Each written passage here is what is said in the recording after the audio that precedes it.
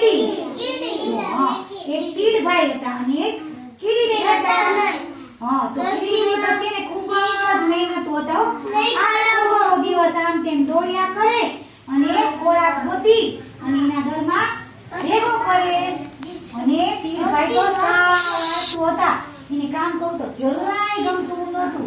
એ તો આખો દિવસ મૂડ્યા કરે અને આળસુ બસ બેઠા જ રહે મૂડ્યા કરે, કામ કાંઈ ન કરે. અને પછી કીડીબેન ને એક દિવસ છે ને મોંમાં રોજ તીડભાઈ જોવે કે કીડીબેન તો મોઢામાં રોજ ખોરાક લઈ અને દરમાં ભેગો કરતા હતા. તો તીડભાઈને વિચાર આવ્યો કે આ કીડીબેનને કાલે કેવી સરસ મજાની ઋતુ છે, કેવી સરસ મજાની સાંજ છે, તો એને ક્યારે એમ ન થાય કે આપણે ભેગા રમવા આવે. પછી એક દિવસ છે ને તીડભાઈએ કીડીબેનને કીધું, કીડીબેન ચાલો ને મારી ભેગા રમવા. તો કીડીબેને શું કીધું, ના હો, મારે તો ઘણાય કામ છે, હું કઈ રમવા આવીશ નહીં.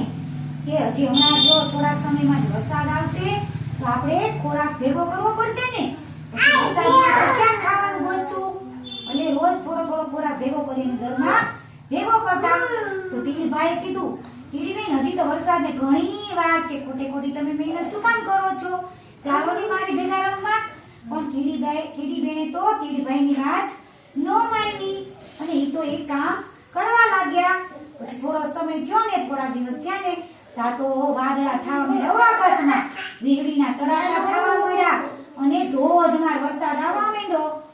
ચારે બાજુ પાણી પાણી થઈ ગયું.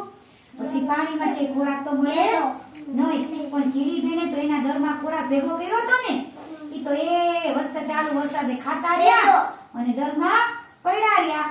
પણ તીડભાઈ પાસે કાંઈ હતું નહીં અને વરસાદના ક્યાં જાય. અને એને તો ભૂખ્યા અને તરસ્યા એ બકોલમાં પડ્યા રહ્યા. ત્યારે એને કીડીબેનની વાત યાદ આવી કે મેં કીડીબેનનું માંગ્યું હોત ને તો હું ભીખો રહેત નહીં. પછી એને મનમાં વિચાર કર્યો કે આજ પછી હું ક્યારેય આળસ કરીશ નહીં, મહેનત કરીશ અને જ્યાં ત્યાં ભટકીશ નહીં. કોણ મહેનત કરી? કીડીબેને મહેનત કરી હતી ને, એટલે એ ભિખારિયા નહીં. કીડીભાઈ કેવા હતા? આળસુ હતા.